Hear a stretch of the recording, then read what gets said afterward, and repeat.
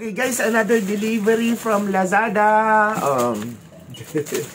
Kasi alam nyo, ang kwento nitong delivery na to, in-order ko to kasi alam mo, pagka nagkakaedad ka na, di ba? Lahat ng pain nasa katawan mo na, yung mga sakit sa kasukasuan, ganon. At the same time, may mga sugat tayo sa katawan na lalo na sa mga bandang paa o kaya sa bandang lower portion ng ating katawan, medyo hirap na maghilom.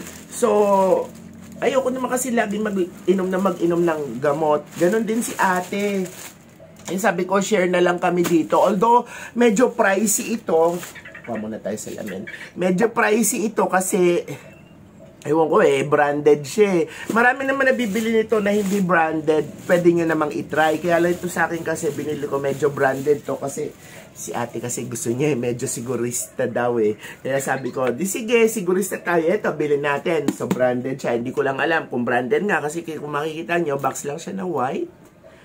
Natin na. So, nasa 4,800 plus to. Nabili ko ngayon, naka-sale. Pero, ang totoong price niya is 5,000 plus. Sinamantala ko lang yung sale kasi sayang din naman yung matitipid ko. Ang hirap naman niya buksan. Kay plastic lang. Matibay yung plastic niya. So, ito na siya. Malapit na. Mabubuksan na. Baba natin to ha, para makita nyo. Ayan.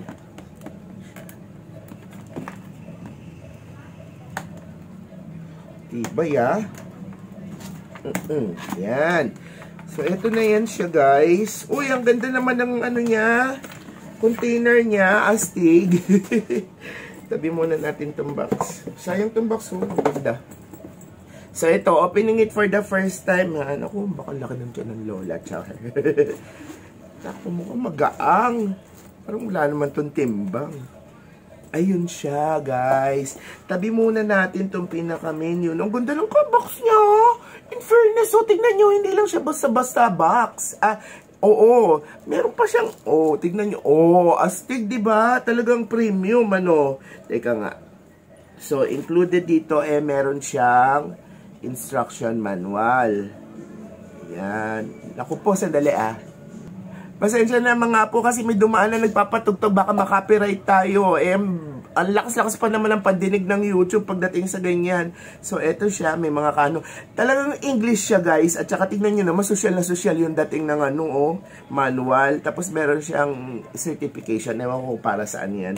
Anyway, tapos, meron siyang kasi nga, pwede rin itong gamitin sa face. Siguro baka accidental, matapatan mo yung eyes mo, kaya nag-secure na sila ng ganito.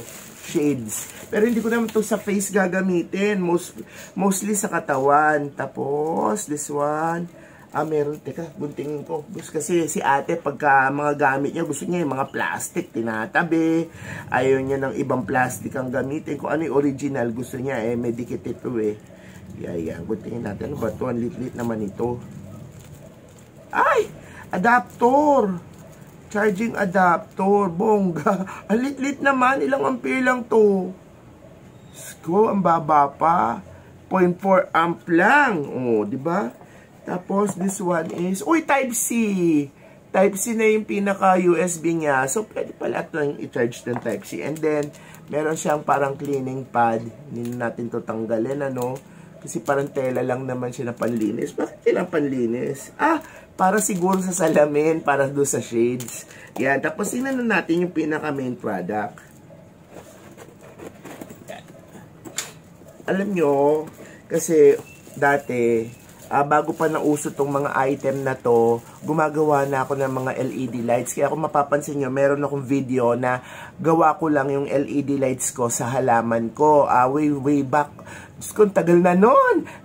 Kung i-scroll nyo yung sa plant section ng aking video ng channel ko, meron ako doong mga videos na ang halaman ko, mga indoor garden ko, ginagamitan ko ng LED na ako lang ang may gawa. So, meron na rin ako mga ginawa before nito. Kaya lang syempre, hindi pa siya ganun ka-high-tech kasi ang LED noon, medyo yung mga mahaba pang ganun. Tapos, pero gumagamit na ako nito before pa. So, eto siya guys, ang tawag po dito is cold laser therapy or light therapy, which is a combination of infrared light, near infrared light, tsaka red light. So, may 660 yata siya na nm na light quality. At saka yung isa, nakalimutan ko na. Pero, these infrared lights kasi, nape-penetrate niya yung skin natin. Actually, yung iba nga ginagamit ngayon to sa medical field. Yung merong isang klase nito na para ma-locate mo yung mga veins and arteries. Diba, yung mga nahihirapang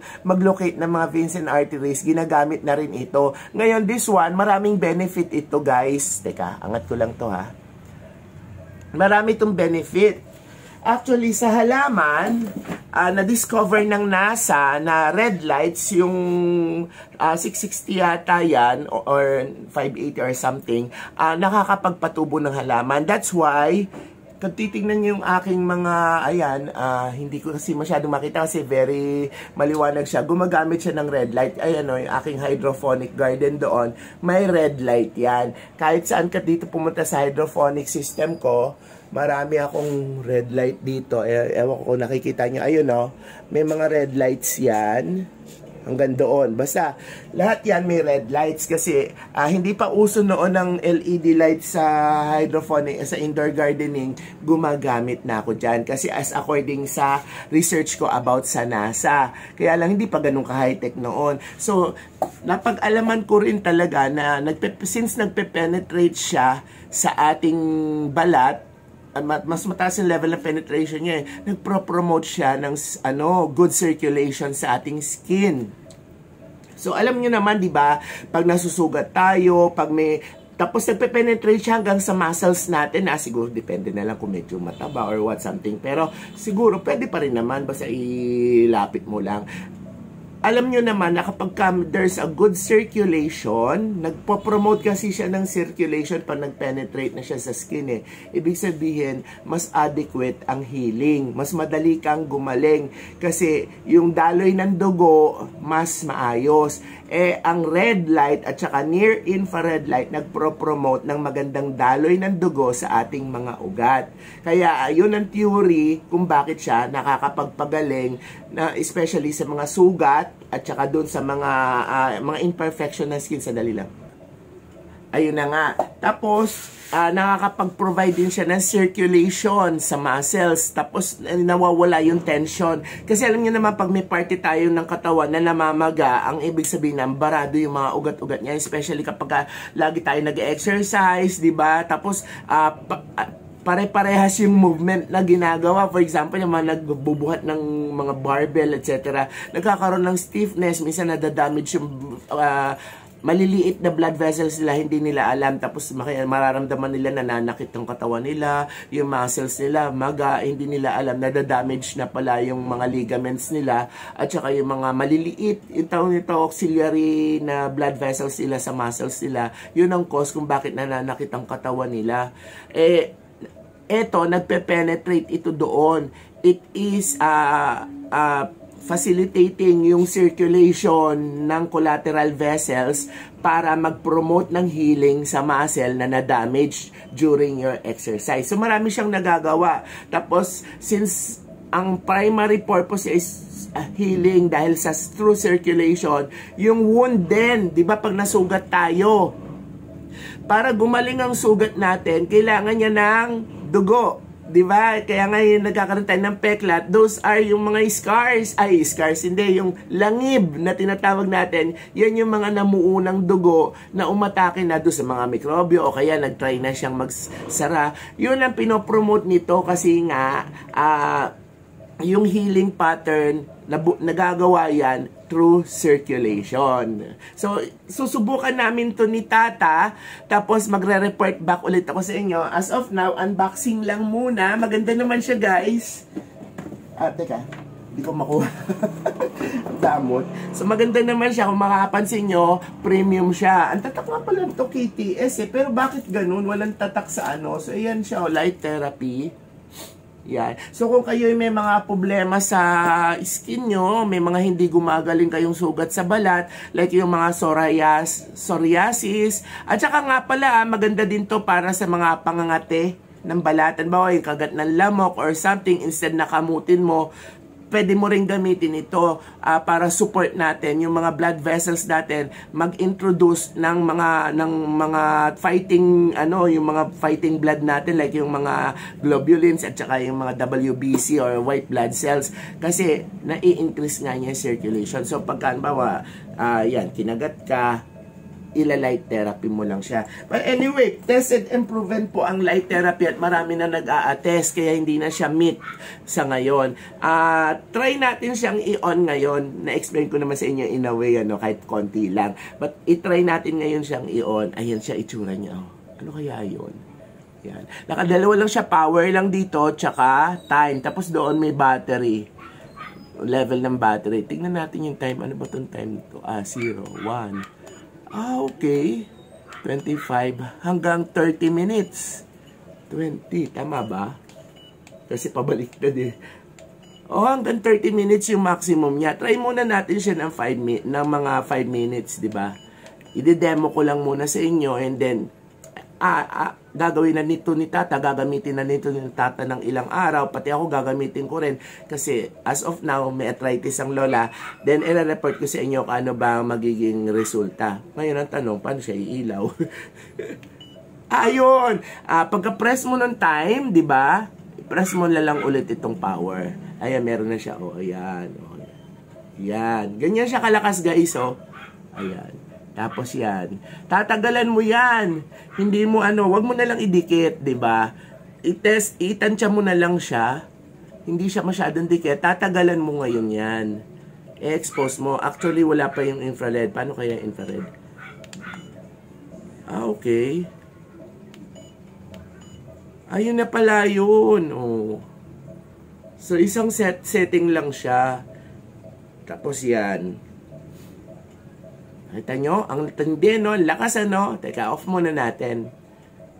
Tapos, ano pa ba meron siya? Ito, yung charging port lang niya, which is Type-C na. Yun lang naman siya. Then, may internal battery na siya. Ano kaya internal battery na to? Sana 18650 para madaling ayusin kapag nasira na yung battery. Ayan, i-on mo lang siya, tapos itatapat mo lang ng ganyan sa balat mo. Ganun lang, as easy as that. Kung sa naman dito, alam nyo ang kagandahan din ito nakakapag-promote siya ng pampabata, mga day. Oo, yung mga wrinkles mo, nako, mawawala yan, darling. Kaya yung iba, bumibili ng napakalaki nito. Tapos nagsishade sila, tapos nag-e-expose sila doon. Nakakapagpabata daw kasi siya, tsaka nakakapagpaganda ng balat. Sa ganyan-ganyanin mo lang siya. Kaya lang wala ako nung suot na shades, kaya natatakot ako baka maano sa mata ko, kaya yan. Ay naku, parang gusto ko, parang bibili rin ako sa sarili ko, hiwalay. Kaya lang ang gusto ko kasi bilhin yung malakihan na para sa akin, pero ito yung napaka-specific lang sa mga sugat, etc. Pero bibili rin ako ng malaki para sa buong katawan. Malay mo. At saka meron na bibili nito yung mga infrared technology na nakakapagpapayat. Guys, eto na. This is only an unboxing. Itatry ko pa to. Parang nasasarapan ako. Parang masarap siya. Wala ka namang mararamdaman. Kaya lang parang feeling ko lang basta parang may something na masarap. Parang ganun lang. Hindi ko naman, wala ka talaga mararamdaman. Ilaw lang talaga siya. Pero parang may feeling lang ako na parang talaga may positive na mangyayari sa akin.